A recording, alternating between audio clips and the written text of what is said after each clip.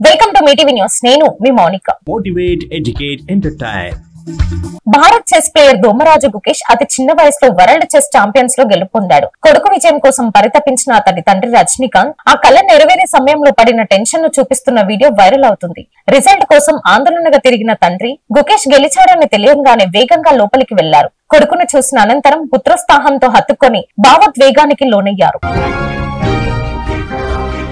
Parliament పై జరిగిన దాడుల్లో ప్రాణాలు అర్పించిన వీర జవాన్లకు ఉపరాష్ట్రపతి జగదీప్ ధనైఖాడ్, పీఎం నరేంద్ర మోడీ నివాళులర్పించారు. ముష్కరుల దాడికి నేటితో 23 ఏళ్లు అయ్యిందన్నారు. దీంతో సభ ప్రాంగణానికి ముందు అమరులకు నేతలు అంజలి ఘటించారు. హోంమంత్రి అమిత్ షా, స్పీకర్ ఓం బిర్లా, కేంద్ర మంత్రులు జేపీ నడ్డా, కిరణ్, ఎల్లోపి రాహుల్ గాంధీ, మల్లికార్జున ఖార్గే, ఎంపీలు నివాళులర్పించారు. మరి కాసేపట్లో రాజ్యాంగంపై సభలో చర్చ మొదలవుతుందని తెలిపారు.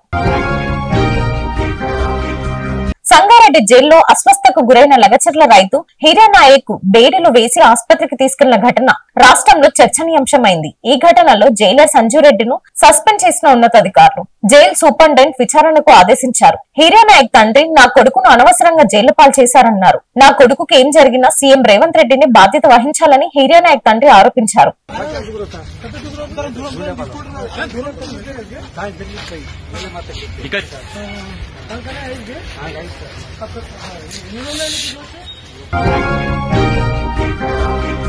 కాలేజ్కి వెళ్లమంటూ నిద్రలేపిన తల్లిని ఇంటర్ చదువుతున్న బాలుడు ఆగ్రహంతో తోసేశాడు. దీంతో ఆమె తలకు తీవ్ర గాయమై మృతి చెందింది. యూపీలోని గోరఖ్పూర్ లో ఈ ఘోరం చోటు చేసుకుంది. పోలీసుల వివరాల ప్రకారం హత్య అనంతరం ఇంటికి తాళం వేసి నిందితుడు పరారయ్యాడు. సైంటిస్ట్ గా పనిచేస్తున్న అతని తండ్రి భార్య ఫోన్ తీయడం లేదని ఇంటికి వచ్చి చూడగా ఆమె మృతదేహం కనిపించింది. పోలీసుల విచారణలో కొడుకే నిందితుడని తేలింది. Thanks for watching. చూస్తూనే ఉండండి మీటీవీ న్యూస్.